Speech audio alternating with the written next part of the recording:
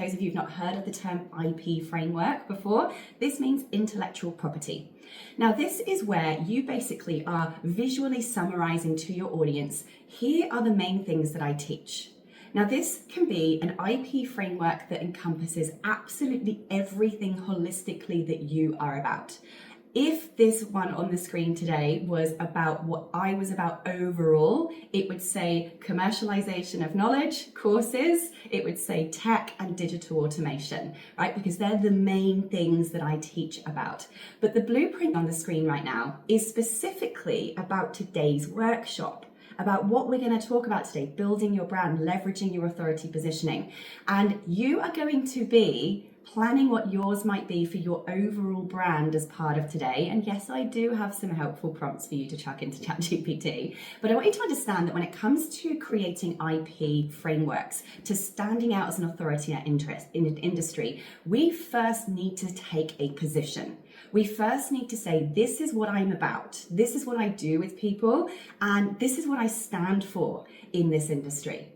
And there's no right or wrong to any of those. And neither, by the way, do you have to tattoo it on your forehead, because likely, just as we all breathe and evolve and the world around us continues to, you too will change your messaging over time. Your messaging, your focus will evolve over time. A lot of people put off this kind of what am I about? What do I do? Thing, because they think that it's something that they have to give birth to and marry to and tattoo on their face and literally only do for the rest of their lives.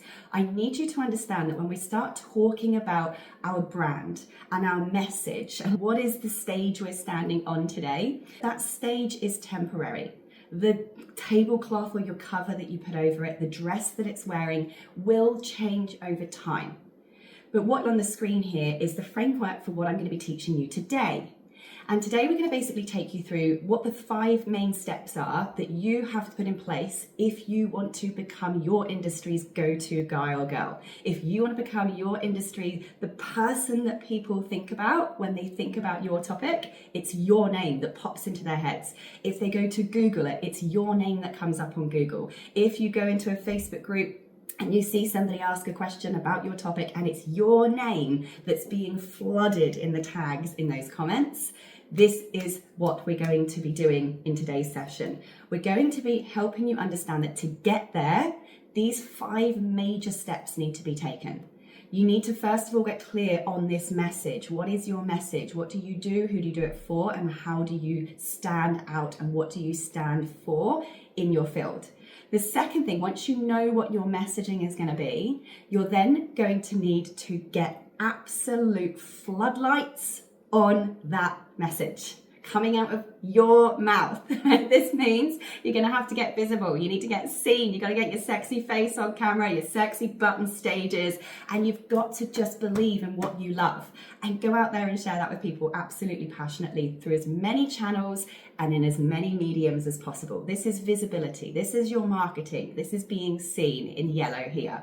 Right then, once we have got visibility going on, it is pointless if we haven't then done step 3, which is all about conversion. Converting those eyeballs who are just seeing us into contacts in our database, into paying customers, moolah in our bank account, right? That's step 3. We've got to convert them. We've got to get that contact information. We've got to get that credit card details. And this isn't to go out there like some kind of hunter. This is business.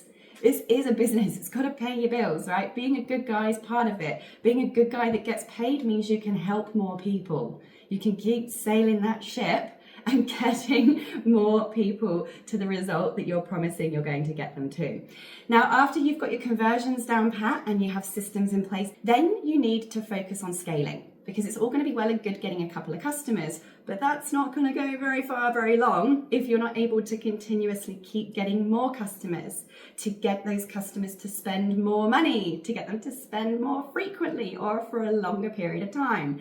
You have to make sure that both your business and your systems are set up along with your marketing to make sure that you can go on to help not just 10 customers or 100 customers or 1,000 customers, but maybe hundreds of thousands of customers. I've taken my business over the last 15, 20 years to now having well over 300,000 students who have gone through various forms of my training. That is massive. The only reason and only way that we can get to numbers like that, and I have a goal to get much bigger than that, is if we have considered the step of scalability, with our personal brand being the driver in the face of that. And then finally, it's all well and good having a business that's growing and growing. You want to make sure that it continues to grow. And this is our sustainability step.